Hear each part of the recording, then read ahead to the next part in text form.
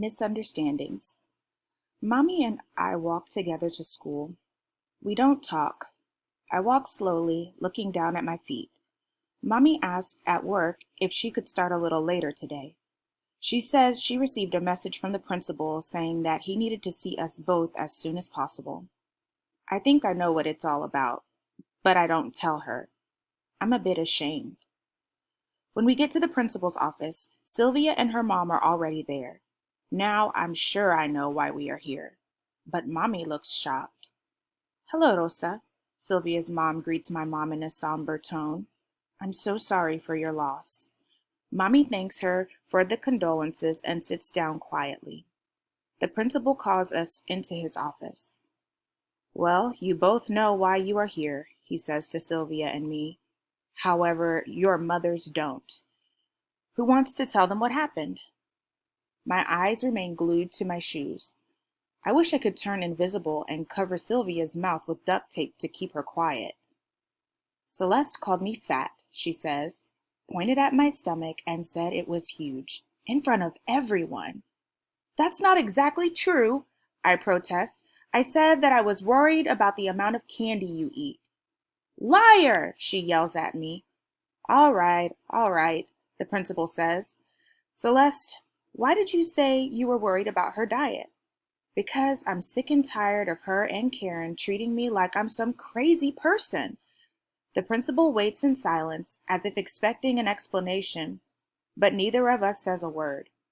"You both know that in this school we have a zero-tolerance policy for bullying," he finally says, "and hurting someone else's feelings on purpose is considered bullying. Besides, Celeste, this isn't the first complaint that we have received about you. You also pushed Amanda so hard that she had to go to the nurse's office. That isn't an accusation that we take lightly." Nobody says anything. We sit in silence for what feels like hours. Finally, Sylvia speaks up. "I saw what happened with Amanda," she says. "Celeste didn't push her that hard. Besides, after what Amanda said, I probably would have done the same thing." "And what is it that she said to you, Celeste?" The principal turns towards me. "I told her to get lost and leave me alone, and she said that I was the one that needed to go. Back to my country." The principal looks at Sylvia as if to confirm my story. I lower my eyes, not so much out of shame, but because I don't want to see my mom's. "Well, I will take care of Amanda," he says. "Now, what about what you said to Celeste?" "I didn't mean to say it, but I'm just so tired of my own friends not believing what's happening to me." "I just wanted to help her," Sylvia responds. "I know that it's sad that her grandma died because they were so close, but she's been saying that her grandma has been writing her letters and teaching her how to cook." I look at her as if she just revealed the biggest secret in the universe.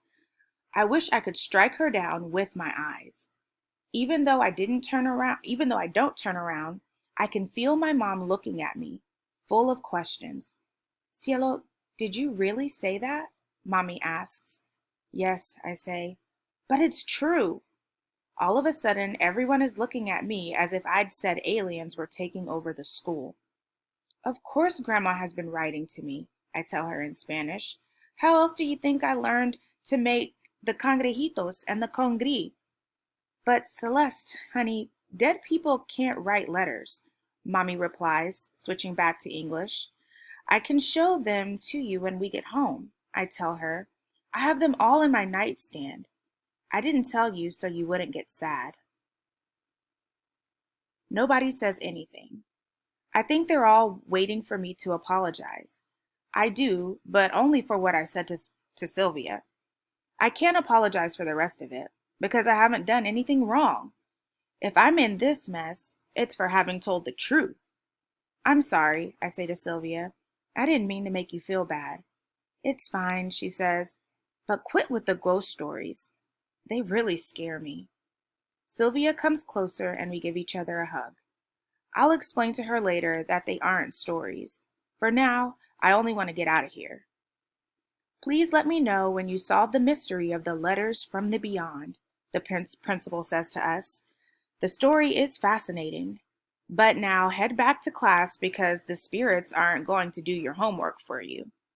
Mommy kisses me goodbye, but I can see that she's confused. We're going to have a lot to talk about tonight.